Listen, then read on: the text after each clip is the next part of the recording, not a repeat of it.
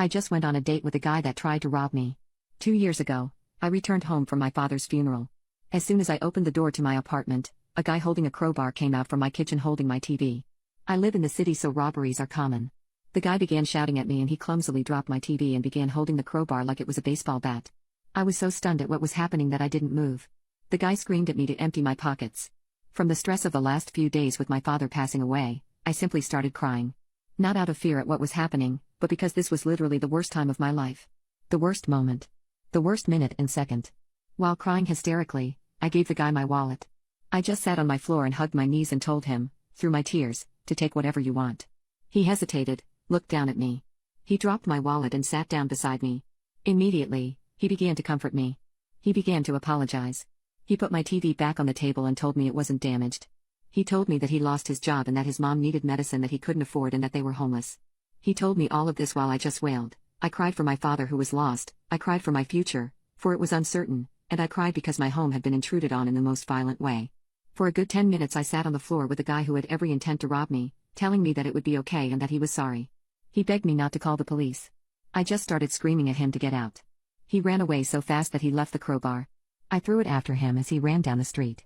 2 days later, I came home from work and he was sitting in front of my door. I was so terrified that I pulled out my phone, but he had this look on his face of regret. He told me that he told his mom what he did, and his mom made me some soup. He handed me this tiny bowl wrapped in tin foil. Again, I was stunned and overwhelmed and angry that I slapped the bowl out of his hands and it shattered on the floor. I told him to leave or I was calling the police. He left. I remember he looked upset. I left the soup and shattered bowl outside my door, almost as a warning for him to not come back. About 3 months after that, I got a note in my mail slot from the guy. He told me his mother had passed away and that he was no longer homeless and that he had a job. He wanted to repay me for breaking into my apartment. He wrote down his address and told me that I was welcome to break into his place if I wanted, but he didn't have much stuff. This all overwhelmed me. I threw away the letter, but I remembered his address. I remember walking by there one day out of curiosity. It was a ratty apartment building across the city. He was walking up to his room and he saw me. He waved. I turned away and left. He ran after me and apologized again. Told me that he never meant to do what he did. He showed me the program from his mother's funeral that he kept in his wallet. He wasn't lying, she was real. He was real. He was a real person. I don't know what it was, but I believed him. We slowly began to grow together as people. I can't describe it. After a year of maintaining communication and learning about who he was, he enrolled in a local community college and began taking courses to earn credits before applying to university. I helped him study for his history class a lot. He's great at math and science though. I never invited him over to my apartment, however. No matter how much I got to know him, I was still afraid of him. And he knew that.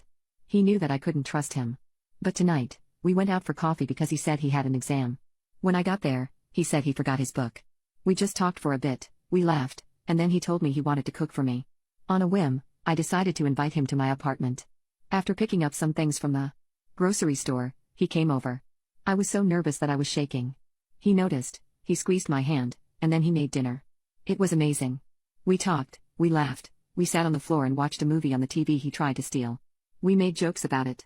And then he told me that he missed his mom. I gave him a hug. Then he left. What do?